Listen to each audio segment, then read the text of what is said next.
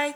Um, this is my story about, well, the way social services have been with me and my children. Obviously, being a care kid myself when I was younger, I like to think I know a little bit about social services and the way they work. Um, but yeah, I want to tell my story. So I start off with pictures, two pictures of my children. This is Tyron James. He's absolutely gorgeous. He's 2 in a few days. And this is my 9-month-old princess. She is obviously, as I said, 9 months. I've not had her since she was 5 days old.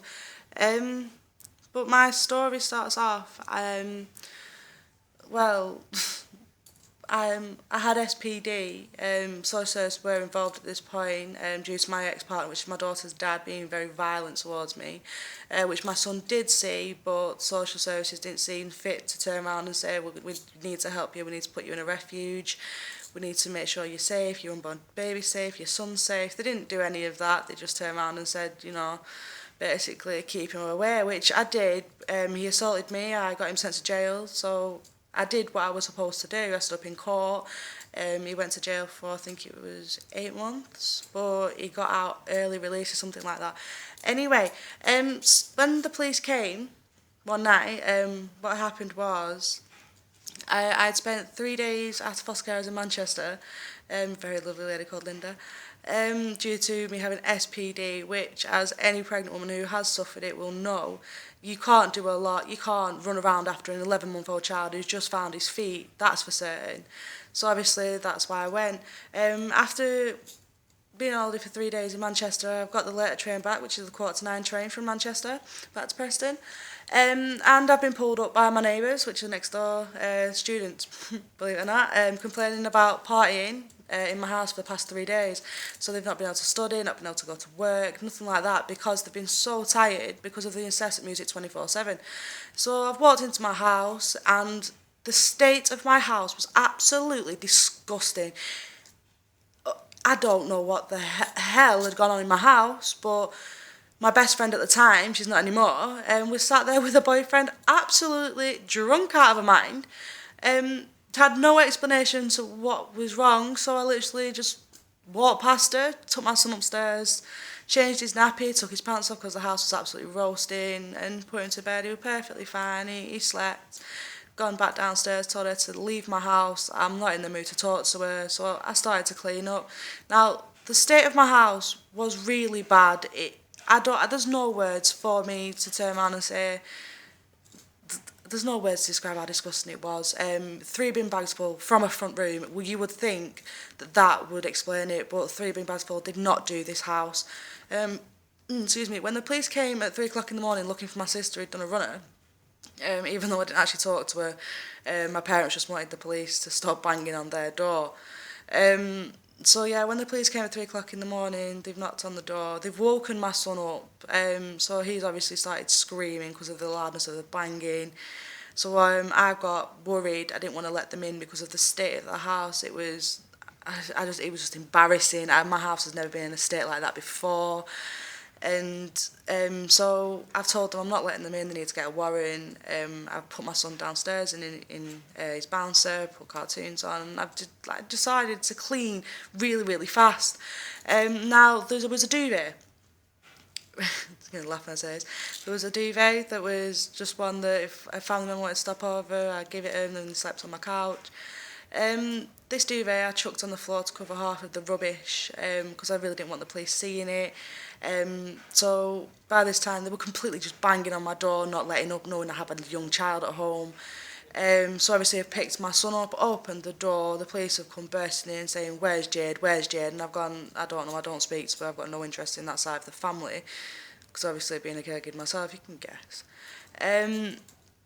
But once they found out Jade wasn't there, my ex had turned up at this point, which is the violent one, the one that had gone to jail but somehow got out, and I don't know how. Early release, I'm guessing. But the police obviously saw him, greeted him, and was, hi, such and such a body. And they've then asked me if I had somewhere safe to go with my son for the night. I've said yes. But at this point, my son, now backing the bouncer, has managed to pick something up off the side of the couch, which I hadn't actually moved, which obviously is my own fault. But yeah, I've told him I've had somewhere safe to go, but then my ex has started getting a bit testy, saying, you're not taking that child, she's done nothing wrong. So then the police decided that they were going to take my child, because of the state of the house and the fact my ex was now kicking off. So yeah, they took my son. I was 16 weeks pregnant. They obviously asked me questions like, what do you feed your son? So I gave him like a rundown that in the morning he'd have baby porridge. Then for his dinner, because he just started weaning, like in between his breakfast and his dinner, he'd have a bottle. Then for dinner he'd have carrots and swede from a tin, like a jar, baby food jar, and he'd have a bottle on top of that. Then for dinner he'd have another jar, which is, I think he used to love, is it sausage casserole? He used to absolutely adore that, so he'd have that, and then a chocolate pudding, which is obviously baby food as well, and then he'd have a bottle. But I did turn around and say every 2 weeks my son would get a treat, because obviously I was out in town. Instead of taking a jar of food out, I'd give him a sausage roll from Greggs, once every 2 weeks. And the police decided that they would put in the report that I only fed my son once every 2 weeks, which obviously went a bit wrong when they took my son to hospital to get checked out, and he was £2 overweight. Anyway, they decided to charge me with child neglect because of the house, which wasn't my fault. I did do everything for my son. I put him in a safe place while I cleaned up. Anyway, they took my son, the domestic violence, it started again. I wasn't actually back with my daughter's father. He just wouldn't leave me alone. So I moved to East Lancashire from Preston. And yeah, he found me. Anyway, by this point I was being induced at 38 weeks with my daughter, and social services had arranged for him to be there. I don't know why, but yeah, my daughter was born 4:30 in the morning, 4:30 in the morning, oh, sorry, 4:30 in the afternoon. And he was saying he was proud of me, saying he loved me, he wanted me back, he wanted us to be a family, etc., etc., which at that point, anyone, they love that. They've just given birth, they're so tired, they don't care who's in the room and what they're saying. I had no intention of getting back with her dad. Social services came the next day. My daughter was 23 hours old. But yeah, social services came the next day and said I had a choice. I could give her my daughter now, or they would take me to court and take my daughter off me. So obviously, at that time, just giving birth, very upset, very emotional, I said no. For a further 5 days, I stayed in the hospital with my daughter, handled her perfectly fine. Her dad had gone to jail by this point, because he was wanted. But yeah, I did everything they asked me to. I did courses. I've actually got the proof here. This is a Freedom Programme course. This is for domestic violence. I passed that. I went to all 12 sessions, and I did another course, which is letting off steam, which is an anger management. So social services could not use the fact that I had an angry past for assault on foster carers and things like that from when I was younger, which they actually had tried to do. Where was I? Yeah, I did absolutely everything. I completed the domestic violence programme, as I've just shown you, did every course they asked me to, got signed up by mental health because they thought that I was mentally ill, which I'm not, but I got signed off that. I even aborted my third child. I would be 27 weeks now, but I aborted them because they turned around and said that if I didn't basically abort my baby, I would have no chance of getting either of my children home. So I did that, and I regret that every single day. But yet, everything I've done isn't enough. They still failed me on my assessments. They don't care.